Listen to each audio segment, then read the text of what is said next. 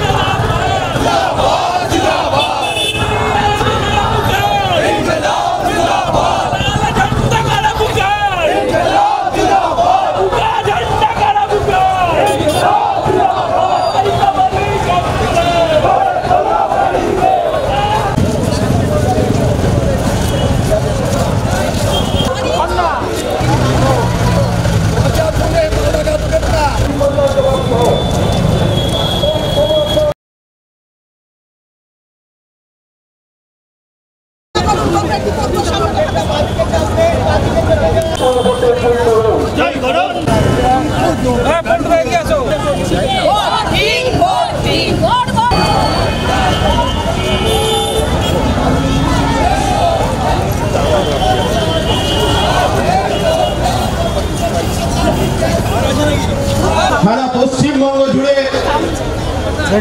আমরা চেষ্টা করেছি যাতে কোনোভাবেই তৃণমূল কংগ্রেস এবং বিজেপি যারা মানুষের জীবনকে দুর্বিষহ করে তুলেছে, প্রতিদিন প্রতি মুহূর্তে মানুষের বেঁচে থাকার সমস্ত অধিকারকে তারা কেড়ে নিচ্ছে, তাদের বিরুদ্ধে মানুষের ঐক্যকে প্রতিষ্ঠিত করতে কালের ঘটনা আমরা দেখেছি। মানুষের জোট যখন তৈরি হচ্ছে, যখন সাধারণ মানুষ একজোট হচ্ছে, তখন ধর্মের ভিত্তিতে, ভাষার ভিত্তিতে, জাতের ভিত্তিতে আমাদেরকে ভাগ করে দেওয়ার চেষ্টা করা হবে। আমাদের এই সমাবেশে প্রথম বক্তব্য রাখবেন কমরেড ঐশী ঘোষ। এখানে উপস্থিত আমাদের বাঁকুড়ার জাতীয় কংগ্রেসের নেতৃত্ব এবং সমস্ত মানুষ যতদিন মাইকের আওয়াজ পৌঁছচ্ছে সবাইকে নমস্কার করে সংগ্রামী অভিনন্দন করে কিছু কথা আপনাদের সামনে বলবো। আপনারা সবাই জানেন যে 2014 থেকে 24 10টা বছর পেরিয়ে গেছে এবং কেন্দ্রীয় যে বিজেপি সরকার, সেই বিজেপি সরকার একটার পর একটা যা নীতি এনেছে সেটা জনবিরোধী। जो बीजेपी का सरकार है जिसने बोला था कि सबका साथ और सबका विकास होगा, हमने देखा कि पिछले 10 साल के अंदर किस तरीके से एक के बाद एक नीति लाया गया, जिस नीति से जनता का विरोध किया गया। আমরা দেখলাম যে একদিকে বলা হলো যে কালো যে টাকা বাইরে গেছে সেই কালো টাকা ফেরত আনা হবে এবং মানুষের 15 লক্ষ টাকা করে তাদের ব্যাংকের অ্যাকাউন্টে ফেরত দেওয়া হবে। আমরা দেখলাম যে একটা টাকাও মানুষের পকেটে এলো না, মানুষের অ্যাকাউন্টে এলো না। আমরা দেখলাম যে কৃষক সমাজকে ঠকানোর জন্য যে কৃষক সমাজকে বলা হলো যে আপনার যে আয়, আপনার যে কৃষির যে আয় সেটা আমরা দ্বিগুণ করে দেবো। আমরা দেখলাম যে আজকে দিনে দাঁড়িয়ে থেকে কৃষক সমাজ যে আয় পাচ্ছে সেটা দিন মাফিক 27 টাকা। আমরা দেখতে পেলাম একটার পর একটা দুর্নীতি করা হলো, জল, জঙ্গল, জমিন প্রত্যেকটা জিনিস আদানি আর আম্বানির মতো পুঁজিপতিদের হাতে করে দেওয়া হলো। আর আরেক তরফে আমরা দেখলাম যে কি করে ভারতীয় জনতা পার্টি বারবার মানুষকে ঠকিয়ে ভোট নেবার নাম করে, ডেভেলপমেন্টের নাম করে, উন্নয়নের নাম করে মানুষের ভোট নিয়ে ধর্মের নামে, জাতের নামে সবসময় বিভাজন করছে। আমরা দেখেছি এই গোটা 10টা বছরে শ্রমজীবী মানুষের দেওয়ালে পিঠ থেকে গেছে। এই গোটা 10টা বছরে আমরা দেখেছি মহিলা সুরক্ষা নিয়ে কত কথা বলা হয়নি। এবং আমরা যখন দেখছি দেশের এই অবস্থা, আমরা যখন দেখছি প্রতিনিয়ত শ্রমজীবী মানুষ, খেটে খাওয়া মানুষের দৈনন্দিন যে অধিকার, সেই অধিকারকে শেষ করে নেওয়া হচ্ছে, সেই অধিকারকে ছিনিয়ে নেওয়া হচ্ছে। আমরা রাজ্যের মধ্যে দেখতে পাচ্ছি যে তৃণমূলের যে সরকার আছে সে ভিন্ন ভিন্ন প্রকল্প নিয়ে কিভাবে দুর্নীতি করছে। এই কিছুদিন আগে এসএসসির যে দুর্নীতি হয়েছে, कुछ दिन पहले जिस तरीके से तृणमूल का सरकार, ममता बनर्जी का सरकार पिछले 10 साल से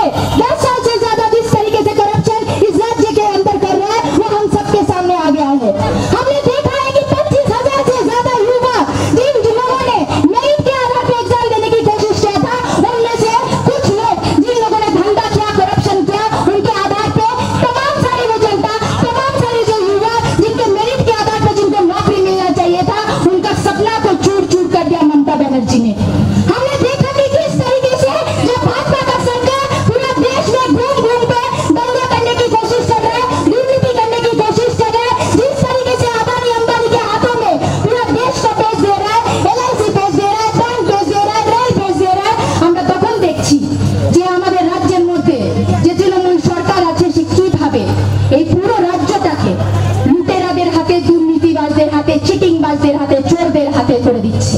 আমরা তো দেখতে পাচ্ছি যে যে সময় দাঁড়িয়ে থেকে রাজ্যে হোক, দেশে হোক, কেন্দ্রের মধ্যে হোক, রুজি রুটির কথা বলা দরকার। মানুষের প্রতিনিয়ত যে দৈনন্দিন কষ্ট সেটা নিয়ে কথা বলা দরকার। সংসদের মধ্যে আমরা দেখতে পাচ্ছি ধর্মের মধ্যে মানুষকে বিভাজন করার চেষ্টা করা হচ্ছে। একটার পর একটা নীতি আনা হচ্ছে যেটা মানুষের প্রতিনিয়ত যে অধিকার আছে সেই অধিকারকে ছিনিয়ে নেওয়া যেতে পারে।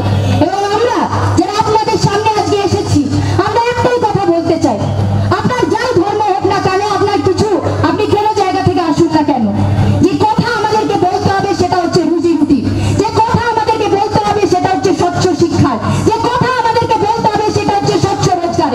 और आज इसलिए हमारी जिम्मेदारी है कि जब आज हम लोग यहाँ पे खड़े हैं इस कॉन्स्टिट्यूएंसी में, तो हमें सवाल करना पड़ेगा बीजेपी के सरकार को।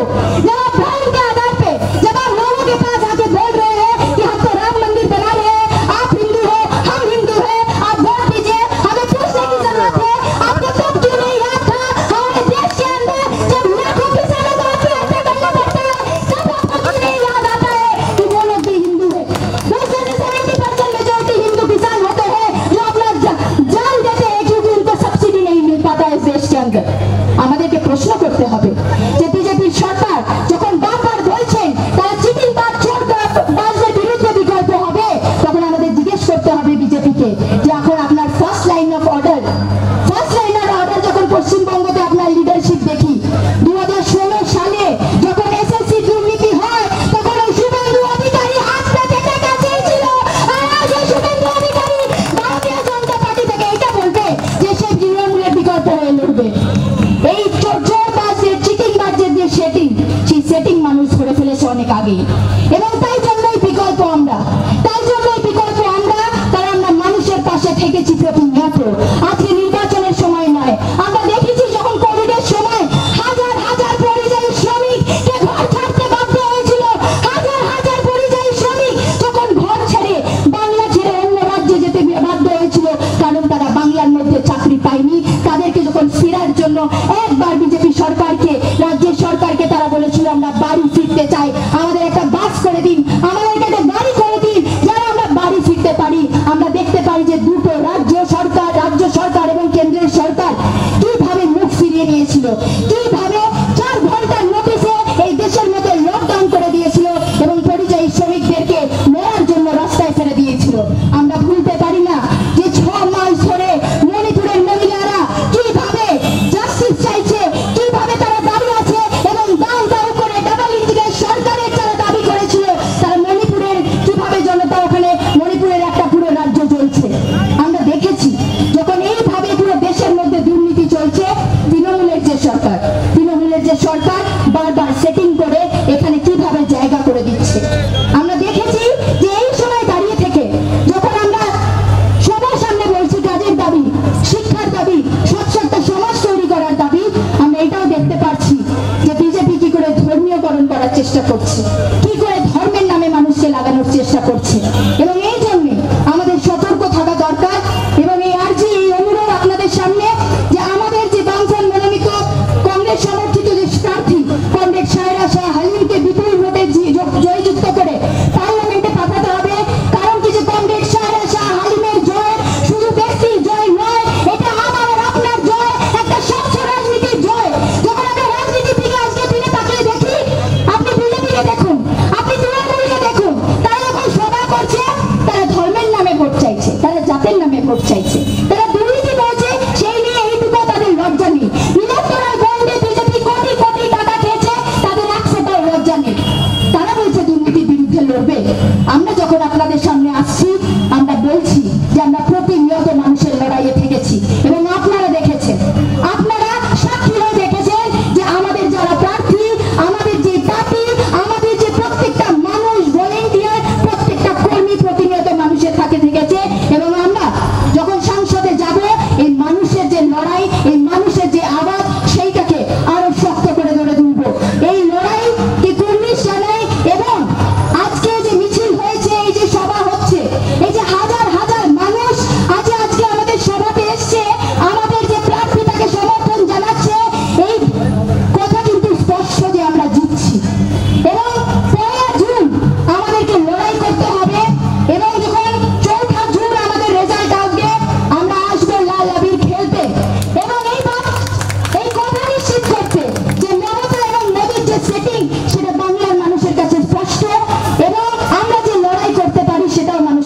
কষ্টে এই লড়াইকে চালিয়ে যেতে হবে। এই নিয়ে আমি আর কথা শেষ করব। ইনকিলাব জিন্দাবাদ। নমস্কার, আমি সবাইকে অনেক অনেক সংগ্রামী অভিনন্দন জানাই। আমি আপনার দক্ষিণ কলকাতার প্রার্থী সায়রা শাহ হালিম আপনাকে এই বছর অনুরোধ করছি कि আপনি আমাকে সমর্থন করবেন। আপনি তো দেখছেন কি অবস্থা আছে পুরো দেশের। ভারতীয় জনতা পার্টি পুরো সময় একটু দাঙ্গা ফাসাদের সাম্প্রদায়িকতার শাসন করেন। আর আপনি জানেন তৃণমূল কংগ্রেস যা ঘটনা ঘটেছে, নিয়োগ দুর্নীতির কারণে 26,000 মানুষের চাকরি হারিয়েছে। उत्तर तो देते ही होगे। नमस्कार, मैं आपकी प्रार्थी सायरा शाह हलीम आपसे अनुरोध करती हूँ कि ये कोई मामूली इलेक्शन नहीं है। ये इलेक्शन 2024 में देश को बचाने का इलेक्शन है। ये इलेक्शन देश से बचाने जोनो इलेक्शन। ये इलेक्शन प्रत्येक संदेश खाली माँ बोले जोनो इलेक्शन। আমি আপনাকে আবার অনুরোধ করছি, এই লড়াই কেবল আমার লড়াই নয়। এই লড়াই প্রত্যেক মা বোনের জন্য লড়াই। এই লড়াই প্রত্যেক সাধারণ মানুষের জন্য লড়াই। এই লড়াই শিক্ষার জন্য। এই লড়াই दुर्नीति विरोधी। ये लड़ाई जो है, आप जो भ्रष्टाचार देख रहे हैं तृणमूल कांग्रेस का, कभी राशन स्कैम, कभी शिक्षा स्कैम। आपको पता है कि शिक्षा मंत्री जेल में है। बेहाला एक वोट में कह रही हूं, ऐसे करप्ट नेता को, ऐसे करप्ट पार्टी को एक वोट आप नष्ट मत करिए।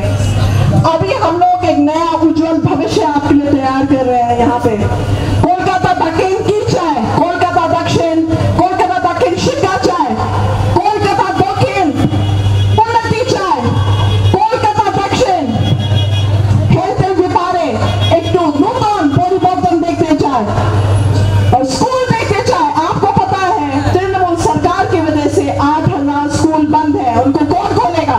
कौन खोलेगा स्कूल? बच्चा यहाँ पे बैठा है। यहाँ पे बेरोजगारी फैली हुई है, चाकरी नहीं है, नौकरी नहीं है। और यहाँ पर सेटिंग का गेम चल रहा है तृणमूल कांग्रेस और भारतीय जनता पार्टी। আমি যা বালিগঞ্জ বাইপোল 2022 তে যা আমি ইলেকশন তে দাঁড়িয়েছি, বালিগঞ্জ বাইপোল সময় বাবুল সুপ্রিয় একজন ভারতীয় জনতা পার্টির মিনিস্টার। একটু আপনি মনে রাখবেন, भारतीय जनता पार्टी का लीडर से, नेता से उनने मुझे इलेक्शन लड़ाया बालीगंज में, लेकिन मैंने डटकर मुकाबला करा। मेरी कॉम्रेड ने इधर कड़ी मेहनत करी। एक हमने दिखा दिया कि हम लोग ये बाइनरी भारतीय जनता पार्टी तृणमूल का तोड़ सकते हैं। और हमने वो तोड़ा और उदाहरण दिया कि यहाँ पर ये जो बदाई राज बाइनरी तृणमूल कांग्रेस और भारतीय जनता पार्टी हम लोग काबिल है कि हम दिखा देंगे। और हमने तोड़ा और बहुमत से आपके आशीर्वाद, मोहब्बत, प्यार, दुआ से आपकी बेटी, आपकी बहन लड़ाई करी मैदान में। लड़ाई से मैदान से भागी नहीं। मेरे कॉमरेड लड़ाई करते गए, उनको छुरी मारा हाथ से, उनको धमकाया गया गोली से, क्या नहीं किया। लेकिन हम लोग मैदान छोड़कर भागे नहीं, दल नहीं बदले।